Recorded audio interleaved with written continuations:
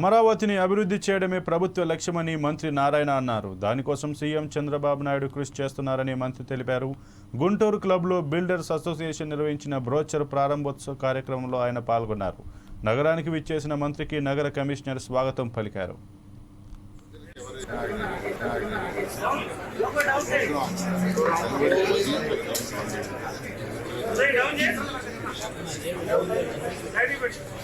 ఇది రెగ్యులర్గా యాక్చువల్గా వాళ్ళు చేసే కార్యక్రమం. దీనివల్ల అవేర్నెస్ ప్రజలకు ఎవరైతే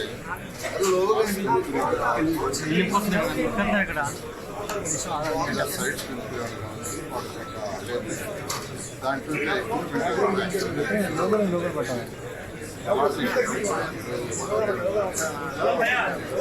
అంతేకాని ఈరోజు కొన్ని సమస్యలు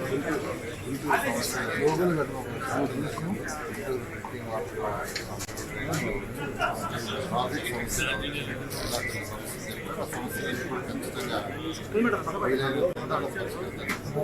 అదే ఖజానా ఖాళీగా ఉంటుంది.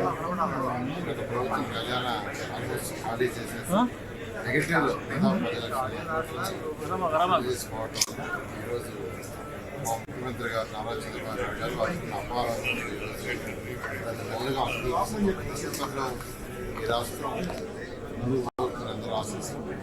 అదేవిధంగా ఈ టౌన్ ప్లానింగ్ తీసుకుంటే గత 5 సంవత్సరాల్లో పూర్తిగా నాశనం అయిపోయింది. అసలు ఏమీ లేదు. అసలు ఒక అధికారులని, ఒక వ్యవస్థని, ఒక సిస్టమ్ అని ఏమీ లేదు. కంప్లీట్గా నాశనం అయిపోయింది. అందుకనే ఎప్పుడు లేని విధంగా టీడీఆర్ బండ్లలో కూడా 100 కోట్ల యాక్చువల్గా వెలించారు. అందుకనే రాగానే యాక్చువల్గా దాదాపు 20 రాష్ట్రాలకి టౌన్ ప్లానింగ్ అధికారులు వెళ్ళొచ్చి అక్కడంతా స్టడీ చేసి ఆ రూల్స్ రెగ్యులేషన్స్ మళ్ళీ వీళ్ళందరితో మాట్లాడాం. ఆర్గనైజేషన్తో డైరెక్ట్గా అందరితో మాట్లాడారు. ఆల్మోస్ట్ కాపీ అయిపోయింది.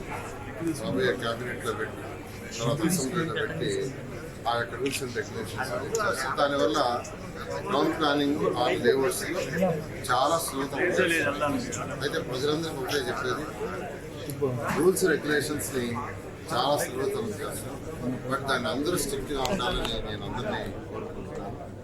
ఈ యొక్క కార్యక్రమానికి నన్ను ఈరోజు ఆహ్వానించిన వీళ్ళందరినీ ప్రత్యేకంగా ధన్యవాదాలు. గుంటూరు జిల్లాలో అమరావతి రాజధాని ఉంది, కానీ వేగంగా విజయవాడ అభివృద్ధి చెందుతుందనేది ఇప్పుడు మన ప్రజాప్రతినిధులు కావచ్చు, వీళ్ళందరూ కూడా కొంత ఆవేదన చెందుతున్నారు. ఎప్పటికీ మీకు గుంటూరు డెవలప్మెంట్ మీద ముఖ్యమంత్రి గారు చాలా క్లియర్గా చెప్పారు.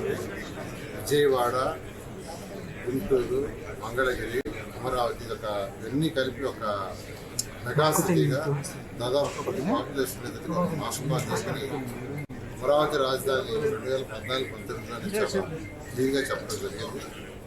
అందుకని అప్పుడే యాక్చువల్గా లైట్లో Vijayawada to Tenali via Guntur rail track కూడా స్పెషల్గా డిజైన్ అని చెప్పారు. ఈ విధంగా గుంటూరు, విజయవాడ, మంగళగిరి, అమరావతి యొక్క హైదరాబాద్ ఏ విధంగా హైదరాబాదు తర్వాత సికింద్రాబాద్, సైబరాబాద్ అని 3 ఉన్నాయో అదేవిధంగా యాక్చువల్గా దీన్ని చేయమని ఆలోచించడం జరిగింది.